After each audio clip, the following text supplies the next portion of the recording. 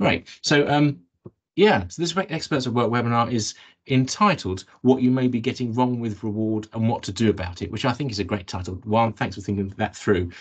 Sometimes I think with these kind of bold titles, I think, are we going to deliver on this? It's nice and eye-catching, but are we going to deliver on this? And I've seen the slides, I've talked to Juan, and we definitely are. So Juan Novoa is the Director of Consulting at Reward Consultancy 3R Strategy, having previously been in senior reward roles with Britvic and Hay Group, amongst others. And so I'm grateful to the 2 network members who recommended you, Juan, and thank you ever so much for doing this, because you've got some fine provocations for us to think about and some different ways of addressing pay and reward. So do let us have any questions or suggestions in the chat throughout. We are recording this session, as I say, for our members' YouTube channel. We'll pop that up later, along with Juan's slides. No breakouts for this one, but we've got a half finish at 12:15. Please put yourself on mute for now, if you would, if you haven't already. I think they actually all have. And Juan, if you're okay, the floor is yours. And thanks again for doing this. Excellent. Thank you so much, Richard, for the introduction. And hello, everyone. Good to see some familiar faces, and very grateful for the recommendation to speak to this group today. And the plan for today really is just to touch on some areas of reward that keep coming up in the work that I've done with clients as problem areas. And I really want to keep it very practical. So I don't want for this to be a TED Talk, and just sharing of experience, learnings, what I've seen in other organizations, ideally giving you some things to think about. We will have questions at the end, but if you have any pressing questions, please raise your hands, and that may also give you a welcome break from my voice. So that is the plan for today. So I will be working off the slides, and Richard will let me know if any questions comes through the chat. I'm afraid I'm not great at multitasking, so I will need Richard's support with that. No problem, Juan. And what we will cover today is 3 areas that hopefully are familiar for everyone, part of the day-to-day running of reward. First, we're going to look at job evaluation and how to take it out of the black box. Then we're going to look at performance and reward and whether the link that we all think is there or should be there, it's still there or not. And then we're going to talk about benchmarking and some of the gap between expectations, reality, and some of the issues that I keep seeing out there in clients and some options to address them. So if we look at job evaluation first, we are all familiar. A key aspect of any reward structure really helps us make fair and equitable decisions. And we probably all developed our careers around the Hay method or other analytical methodologies that are common out there in the industry. What we keep seeing and the friction that keeps taking place concerns many of the points that you see on the screen now. First of all, the traditional approach, these analytical approaches tend to be too technical, so only a few experts in the organization tend to speak this language. And some people are almost geeky about job evaluation, so they'll tell you about no high scores, they know everything in detail, but to most people in the organization, that will be hard to understand.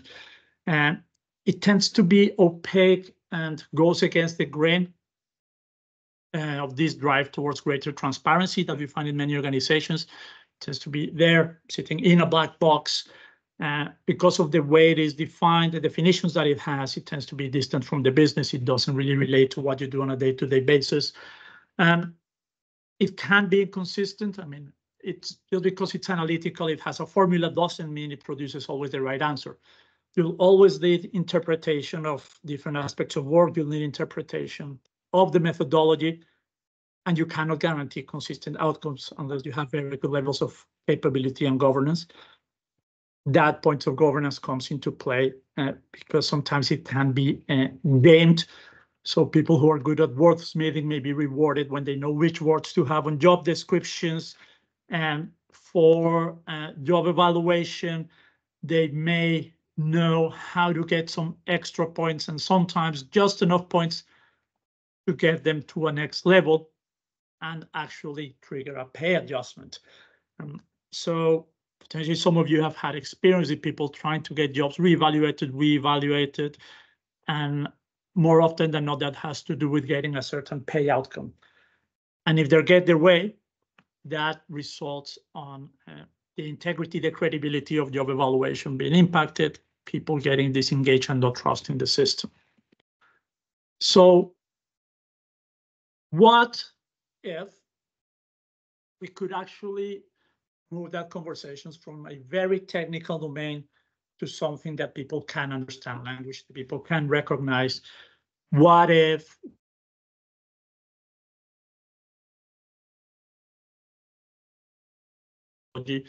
just within an hour's time rather than a 2-day course? What if everyone could have access to job evaluation? Everyone could see everything. And what if we could have more consistent outcomes? What if the system was harder to get?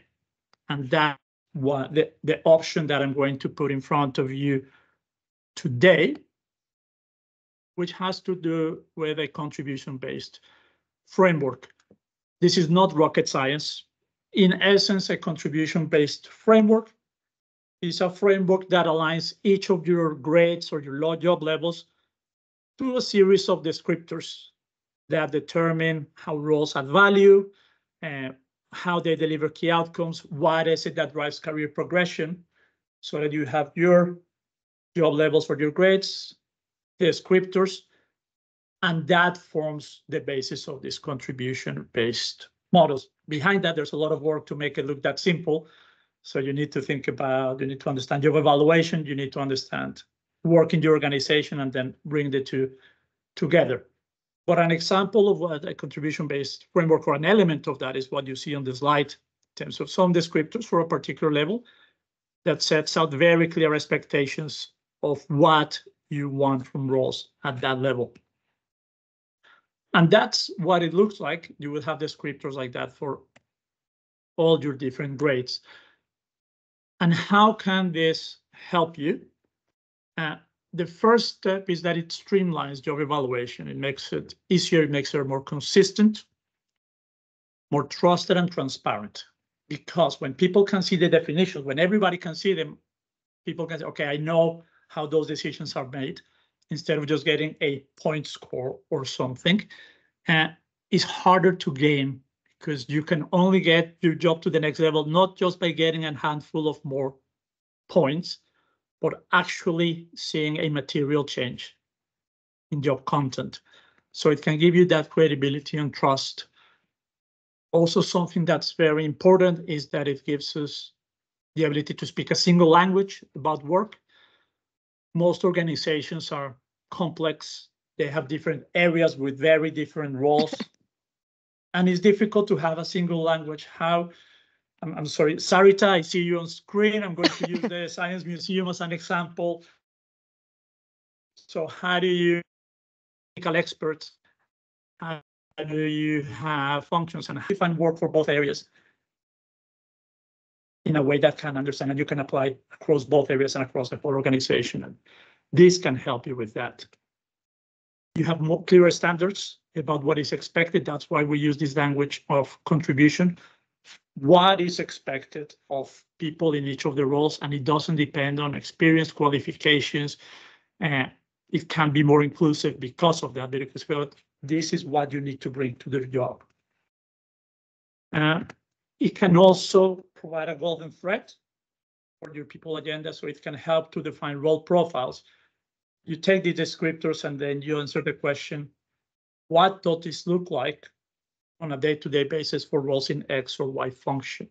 And it can help you have a standard structure to your profiles. We all know how difficult it is to have consistent and up-to-date role profiles. This can help the task make it a bit easier. And it also helps you with more standardization of things such as job titles. And it's funny because job titles can be such a pain in many organizations, and you can look at it as a cosmetic, but people take a lot of pride on their job title. It makes them feel marketable.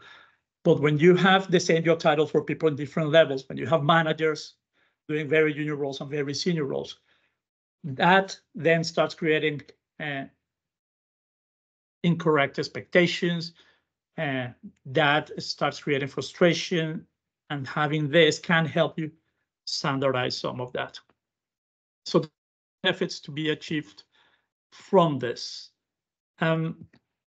This model doesn't necessarily have to substitute what you already have in place. If you have an analytical system and is working for you, you can overlay on top of that as something to make it more transparent, or it can be your main job evaluation model.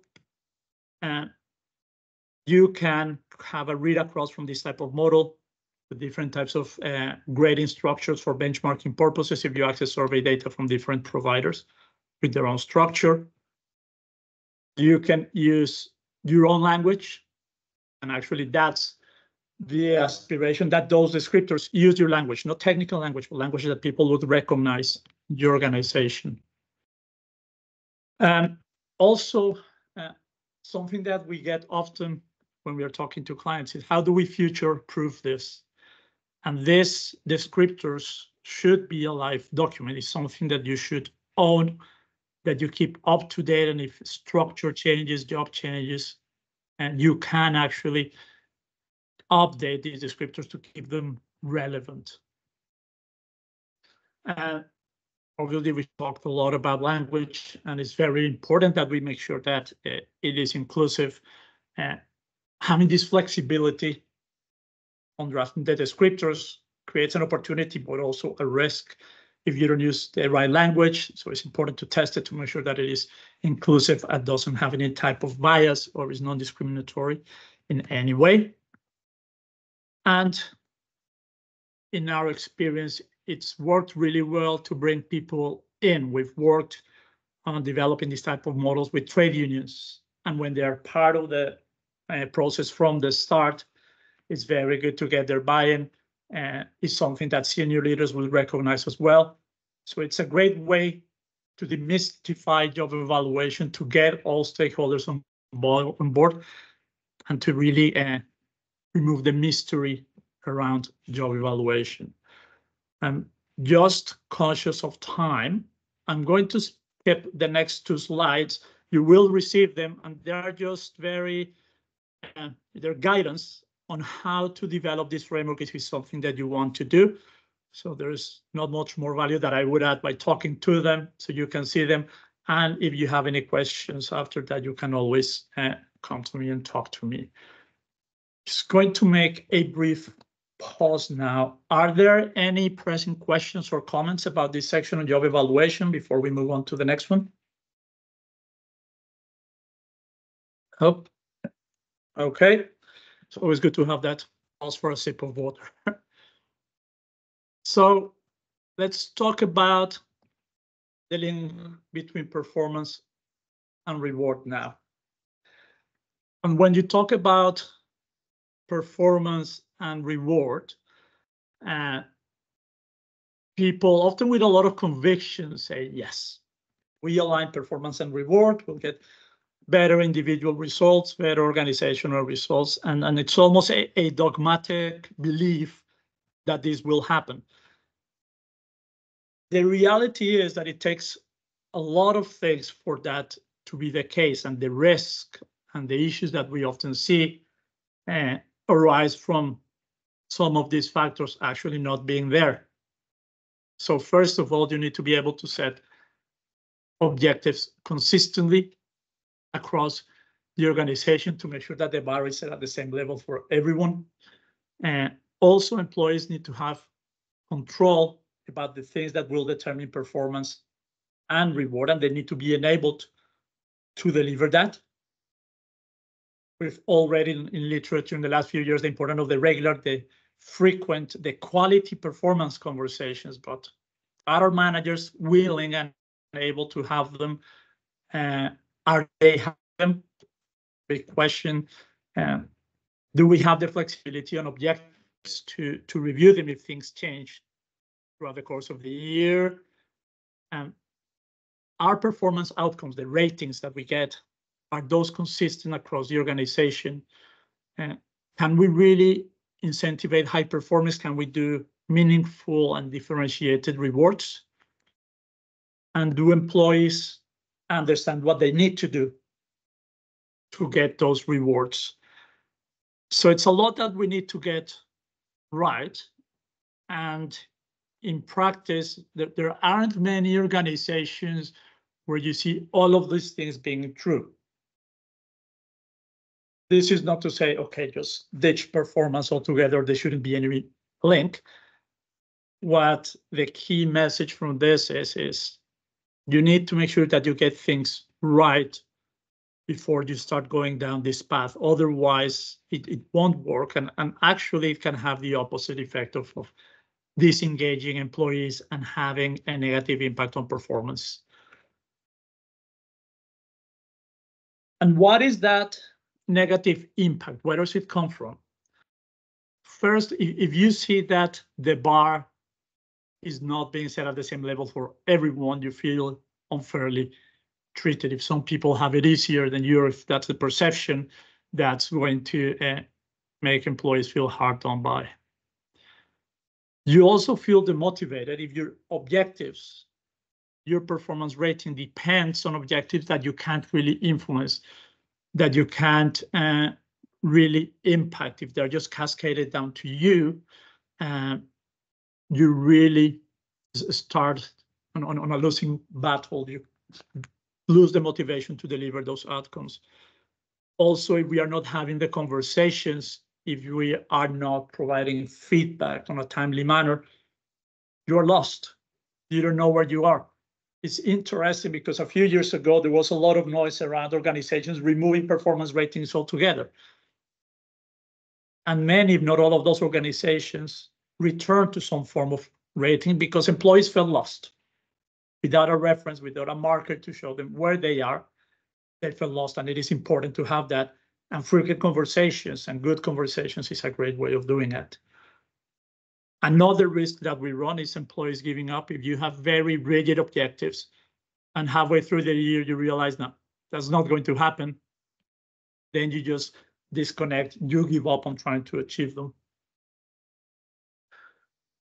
One of the elements of let's say, conventional performance management that ruffles a lot of feathers is that of the distribution curves. People feel very frustrated. And you may have heard the statistic that probably 70% of people tend to believe that they perform above average. And people, when they have genuine reason to believe that they are performing at a higher level, and because of the distribution curve, something that they see as arbitrary, they end up getting a lower rating than they should get. That's naturally going to cause frustration. When we look at distribution curves, often they're used to manage affordability of bonuses or other rewards. There are other ways to do that, but the distribution curve tends to have a very negative impact on employees, unless you're in an organization where a very almost cutthroat performance culture with that element of performance relative to others is embedded and it motivates people. More often than not, the curve tends to demotivate. And finally, if you have very small rewards,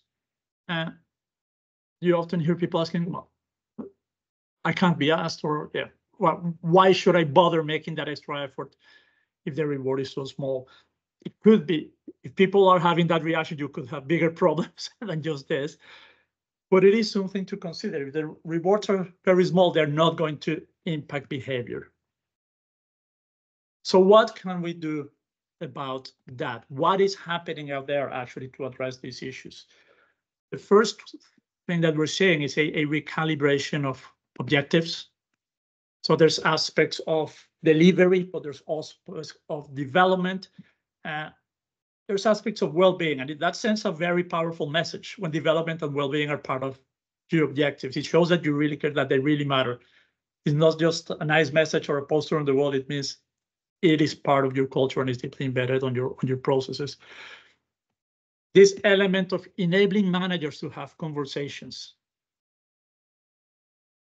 We all talk about having the difficult conversations. We want people to have them, but that's so much easier said than done. Especially for many managers, that doesn't come naturally, especially in situations when they feel protective for the team, almost maternalistic. And there's a need for tools, there's a need for guidance, for coaching, to make sure that they're having those conversations, that they're comfortable having them. That's so difficult that actually some organizations have taken an alternative approach. They've said, you know what? We have people who are good managers, we have people who are not, have no interest and may never get to be, but they're brilliant technically, and we don't want them to be disengaged. Some organizations have that figure of a standalone people manager, people who actually have those conversations, who work closely with managers and their teams to drive performance. And that is found as could be a good alternative if their capability is in there, or if you actually don't want your managers to take their eye off the operational side of things, that could be a good option. Another point is that aspect of employee ownership. I don't know how many of you have that. I've seen it in clients. I see it at home. When my wife comes home at night, we're having dinner and she complains, I have to do 20 appraisals and I have to do the write-up for every single of them. That takes a whole lot of time and a lot gets lost on that. And sometimes it's small things like that you start losing people. What if employees actually do the write-up and the manager just checks it and looks at key points? What if instead of the manager chasing people, it should be down to teams to put conversations down in the calendar? It's down to practicalities, but you'd be surprised how often these practicalities actually stand in the way of having the right element of performance management. Some other options that we can have, more flexibility into objectives. As part of those frequent conversations, making sure that you check, are these objectives relevant? Have our priorities changed? Do you actually need to develop? Do you need to focus on your enablement rather than on delivery of the objectives? And being able to do that keeps people engaged, keeps them from giving up, and keep that motivational aspect. In terms of the direct link to reward, that aspect of performance and pay progression has many nuances. We could have a good year, we could have a bad year. So some organizations are looking at other options. So beyond performance is looking at the wider concept of merit. So not just did you have a good quarter, did you have a good year? Actually, overall, if you look at the trend over a period of time longer than a year, where are you? Are you one of those people that's changing the way things are done? Are you one of those people that's helping colleagues, that actually goes beyond what's on your job description and understands what the role purpose is, and goes above and beyond, not in terms of staying extra hours working, but actually delivering for their clients and putting their interests first? And those types of merit-based measures that do not necessarily align to annual cycles can be powerful and can help to keep that link between performance and reward alive. There is an option to narrow the focus of awards and have them jobs for the very top performers, those that everyone can agree on, or doing a lot of work in recognition. In-year rewards are very powerful, and in some organizations, they really have switched the dial for engagement. And we talked about the distribution curves. Removing them can have a very powerful effect. Just mindful of time, I'm going to run a little bit through this last section. The short of this is that benchmarking, as many organizations approach it, is a no-win game. Benchmarking is not scientific. People have the misguided belief that there is a single benchmark for a role. That's not the case. You ask 4 people to produce a benchmark, you will get 4 different benchmarks. People think that the benchmark is what they see in the market, but I don't think anyone on this call has ever had anyone come to them with a job post with a salary lower than what they currently earned. You get skewed points there. And we're shooting ourselves on the foot as well with all of these messages and advertisements talking about competitive pay. And actually, from the start, that creates an expectation of pay at a higher level. So there's a number of reasons why benchmarking is not supporting the business in the way it should, why it's driving the wrong behavior, the wrong expectations, and resulting in disengaged employees. So the things that we need to start doing is actually, what do we mean by competitive? Can we be competitive? Do we have the resources to actually pay towards the top of the market? If not, how do we position pay? We should position it as part of the wider employee deal, along with your benefits, along with recognition, or with anything else that makes you different from other organizations. Are you having the grown-up conversation about benchmarking? Are you telling people this is not a target, this is just a reference? And are you getting that message across? Also, do you have access to the right data? Benchmarking is all good and nice, but if the data is just not there, especially in organizations with roles with very specific skills, can you deliver on that promise, having that level of market input? And you need to test what is available. Do you have flexibility to respond to market pressures? What mechanisms do you use? And also very topical recently, how do you factor in remote working, hybrid working? Now, for many roles, you're operating in a really national market or even a global market with remote working. How do you factor that into benchmarking and market? So that's all questions to consider. Here we offer options, this 4Ps model to look at clear principles. Where do you want to be positioned, against whom and why? Around process, how are you going to use benchmarking and what sources are you going to use? Around positioning, very important. What does the role of benchmarking? How do I set expectations in my organization around benchmarking?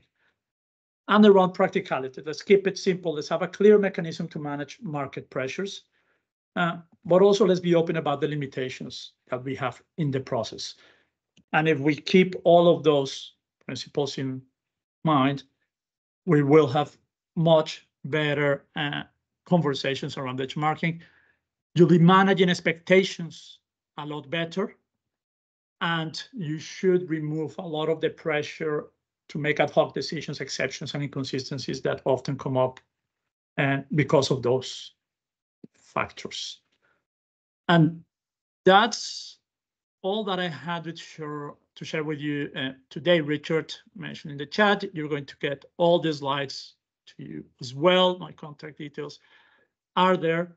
I'm sorry, I felt like I did the complete opposite of what I said I would do. I didn't want to have a TED Talk, but I did an express TED Talk almost. Apologies for that, but hopefully some of the messages made sense and you got something to make you think. So Richard, I think now we can open the floor to questions. Yeah, please do. I also quite like the fact that along the way you've invented a new brand, the Express TED Talk. I think that could catch on. Very nice one. So questions, challenges, perspectives. What do you think? Anything that you thought, not sure that will work particularly, or would like to hear more? Feel free to dip in or just raise your hand. Lauren, hello, how you doing? Hello. I was really interested to hear about some of the bits that you can do to kind of elevate kind of this whole piece. And the bit that I was thinking about was around the employee engagement side, so how they take ownership within this whole process. And I know some of the suggestions were like writing up notes and things like that, but is there anything else that you think would really support in this space? Because actually I think it's really pivotal to get buy-in from everybody. If someone feels that they have a part of that process and it's not just a management driven decision, I think it can actually really help people just feel that ownership even stronger and then move it forward. Absolutely, Lauren. And actually those were just very process, very tactical ideas. The first step towards building that ownership starts with the conversation with what is the purpose of performance management? Having a very clear case for what does it do for me as the employee. The conversation so far is more about what does it do for us, the organization, and often the benefit to the employee tends to be more often than not financial if you have a reward aligned to it. But we need to do better in that conversation in the purpose of performance management. We need to show that actually, and if you look at the more recent thinking around performance management, building those development goals, those well-being goals, this is actually to make you better. Have the grown-up conversation. This is to help you progress. And if you cannot progress here, we'll look at lateral move options. And if not, and if you need to, we'll celebrate your time and we'll have a good living do. But being clear about that purpose, selling that to employees is the first thing. And the second point, and actually which could be a bit controversial, but is one of those thought-provoking ideas, is thinking actually, why do we do performance management? Start by thinking, what happened if we didn't do it? And that gives you some ideas about the positioning. Do we force employees, everybody, to do performance management? Or is that part of ownership saying, you know what, this is optional. If you're just happy doing your job, staying where you are, and there's people like that, do you need to do it? Do we focus this on the people who want to engage? There's not a lot of case studies behind that, but it's a question worth asking because it can help you unearth really what is the principle and how do we sell it to employees beyond, if you perform well, you get a higher pay increase, a higher bonus, because that and that alone is not going to engage most people. No, I really like your point on lateral moves as well, because I think that's sometimes something that we don't think about. If somebody isn't performing particularly well in the role they're doing, there's a lot of people that I've come across that as current line managers, their style does not lend them to be a great line manager, but actually they're a technical expert. So actually from a performance perspective and from a personal development piece is the right thing to do to move them laterally into a role that's more suited. So I think that's really interesting. And I'm glad you raised that, because one of the points, going back to this contribution framework thing, is that some job evaluation methodologies penalize people who don't get that management aspect, and so people just become managers to be able to work at a higher level. But contribution, people can have just the strongest impact without managing people if they're a technical expert, individual contributor, and that contribution aspect opens the door to it and goes hand in hand with performance management. Okay, thank you very much. That was really interesting. What about the lateral moves is interesting as well, as Lauren says. I don't know if you saw the winner of the CIPD People Management Awards a few years back was RHP, who might be on the call actually, Housing Association. And I think they were, I don't know if it was their own thinking or drawing on other people's, but they used to call instead of a career ladder, they called it career climbing frame. I don't know if you've heard this, whether you move around, so you might go back a bit, you might go up a bit, instead of just always assuming it's straight up. It might not be best for your career, and it's a relatively small organisation, I think. Anyway, apologies if you know that already. Thanks, Lauren. Josephina, how you doing? Oh, I think you're mute, sorry. Sorry, I always do that, end up in mute. I had a question, and it's quite interesting because we are at the moment at British Airways revamping our banded structure. It's going to be quite similar to some of the stuff you've described as your contribution framework. But I'm interested to know, from a defensible perspective, particularly around the equal pay piece, how is it, can you anchor that? Because at the moment, you know, being British Airways, a lot of people like to litigate against us sometimes. How do you, you know, get that defense around equal pay? I mean, we have a certain solution for it at the moment, which is kind of based on the descriptors and a mix of points as a solution that I'm developing with a consultant. So I just wanted to understand from your perspective and your framework how that would work. Absolutely, Josephine, very good to see you again, actually. So the conversation around equal pay actually goes to different levels of detail and rigor for different stages of the process. When you start equal pay or dealing with equal pay challenges with analytical job evaluation, you've skipped a number of steps and conversations that could actually address that much earlier. What this does is it provides a starting point for the conversation in terms of having clear expectations of what that equivalent work of equal value can look like on the basis of those descriptions, and people can use that and test. The Then if people have a claim related to a very specific role or a very standalone role, you still have the option to go to a more, much more detailed methodology, more analytical methodology to look at the minutia of points and see if indeed they get to that level. The reality is, in many organizations, you probably don't get to that unless you're in a very litigious environment or unless there's other issues driving those claims. But an analogy that I often use is that if you use that level of detail and complexity that you need for the last line of defense of equal pay claims to manage job evaluation and grading overall, is almost like having a Rolls Royce to go do the grocery shopping. And there's different tools for different purposes. And you get penalized in other areas in terms of transparency, in terms of streamlining most grading decisions. So this is an intermediary step in the process, but it doesn't mean you don't have the option of doing the analytical job evaluation. It just means that you deploy that option as a last resort when you haven't been able to address these issues with the previous conversations.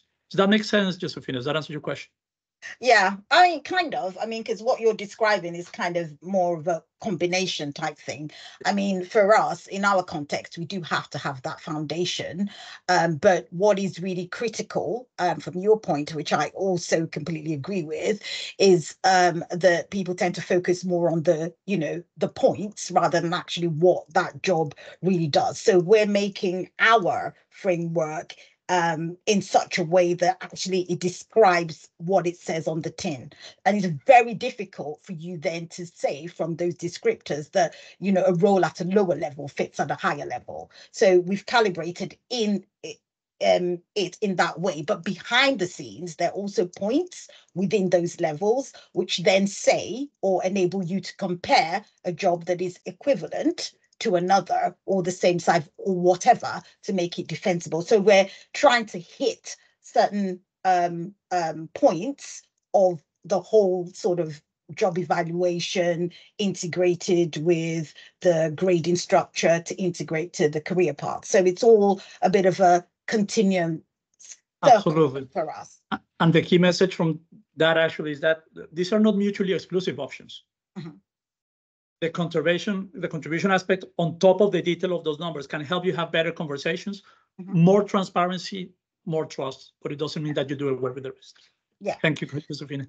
No worries. And sorry, I talk a lot. And the only other point I wanted to make around the performance piece and the distribution curve is really interesting, and I agree with you. I don't subscribe to distribution curves, but for organizations that used it for years, there might be a transition point. And I think the key thing is that if your organization is actually performing very well and your distribution doesn't reflect that results in a disconnect. So if your organization has done very well and actually people can see that you have reported to the market that you've done very well, and actually you're then limiting from a cost perspective, the way that you're then calibrating your distribution curve, then I think that even creates even more discontent. So I'm really kind of just adding to your point. So it's just kind of one point to sort of note, because we often get that from employees to say, well, actually, we've done very well. And you're then saying, well, actually, only 20% can be in the high performance. Why is that? So that kind of conversation. That's part of the risk. unless you adjust the distribution curve to company performance, because in listed organizations, that's a big the message. We're doing great. Share price is going up. Investors are very happy, but we cannot afford a pay increase. It's very, very hard to digest. Thanks for raising it. Absolutely. So yeah, as long as it reflects the business reality, then I think people are kind of okay with it. Thank you. Thanks, Josephine. That was a great question. Great contribution as well. I like that. I also like the fact you've clearly got exactly the same interior designer as Penny, who's on the call as well. I think what an amazing coincidence. Their attention to detail must be great. Yes, we're somewhere in Miami. Are you? Both in the same? No, fantastic. No, we're not. Wait, it's just teams. It's a teams thing. Emma, to you. Thanks a lot. Thanks, Richard, and thanks, Juan. It was so interesting, and so many things that you said kind of really resonated and got the cogs whirring. So thank you for that. I'm from Openreach, so we sit as part of BT Group, and we are just literally in the process of going through our first annual cycle where we've decoupled performance from pay. So we've really explicitly said that performance is linked to your annual bonus. So to your point, that in-year results, and that's what you drive and deliver. And then your pay is based on your skill set, your contribution, the experience, the expertise that you bring. And we're going through a bit of we're starting, it's the first year, literally we'll be communicating the outcomes to people in June. So we're really like topical and in the thick of it. We've seen a few teething problems because the system is showing a benchmarking view. And to your point, some of them feel and look spot on, some of them feel a bit wacky and different. Just from your experience of that shift where we really clearly had it that, you know, if you are a high performer, you would absolutely expect to get a really high pay increase, whereas now you could be a high performer and get a really low pay increase. From that kind of embedding, that first rollout, what could you sort of expect us to see or feel, and what have you seen that's worked well in sort of alleviating concerns, or I don't know, sort of, yeah, stemming some of the reactions possibly to that shift of approach when the actual letters land and people get their numbers and they see the reality of it? Yeah, absolutely. And that's very important, because when you're doing that transition that you mentioned, that the top performers are one of the populations that are left, okay, what's in it for me? Yeah, I think that is the central question to answer in that conversation. And that's when we need to look at employee value proposition. If we are not going to, because it's not so much probably even about the financial benefit, but the recognition of contribution, their impact. So what conversation are we having with them? Are we telling them about talent management? Are we telling them about, if you have a famous language box where they say that what that means for their career and prospects? Are we sending them, giving them good opportunities for development? Are we using recognition effectively? And even if you don't have bonuses at the end of the year, surely that overlap between incentives and recognition, that financial recognition space, someone can be very powerful. So if you deliver meaningful financial awards during the year in the form of recognition to top performers, but it's not on the basis of your rating at the end of the year, but a great achievement, great role modeling of behaviors and things like that, you can still be reinforcing those things that you want to showcase, that you want to reward for high performers. So in reverse order from what I said, recognition and looking at what is the value proposition for our top performers and how are we getting it across. Those are the key aspects that can really help you keep them engaged. And those will be the things that I'll be thinking about in your position. Yeah, that's really helpful. Thanks, Juan. Makes sense. Cheers. I'm going to draw it to the close. We've got one more question from Helen, so I'm just going to do the quick parish notices, and then Juan, if you're able to stay on, and others too for Helen's question. I just wanted to say a big thank you to Juan, also to Josephina, to Emma, and to Lauren. Some great questions there.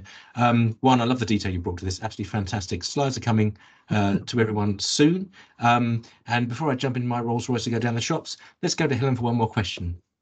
I was just going to follow on from Juan's discussion with Emma. We moved from that kind of model a long time ago, and Juan, you may not remember me, but and that's our learning. Actually, people are now saying, what's in it for us? I'm a high performer, how do I stay retained? And that would be my learning for you, Emma, is to really focus on the reward piece and the recognition, because actually it's not all about the money. It is, for a lot of people, just recognizing how hard they work, what they do, and the contribution they make. That would be all I wanted to add. That's a really nice addition. Thank you, Alan. Good to see you again. Thanks, much appreciated. Thank you. Juan, thanks again. Do leave us some feedback. We always love to see that. It's always very useful. Juan, really appreciate your input. Thanks, everybody. We'll see you again soon. Pleasure. Thank you, everyone. Bye. Thanks. Bye.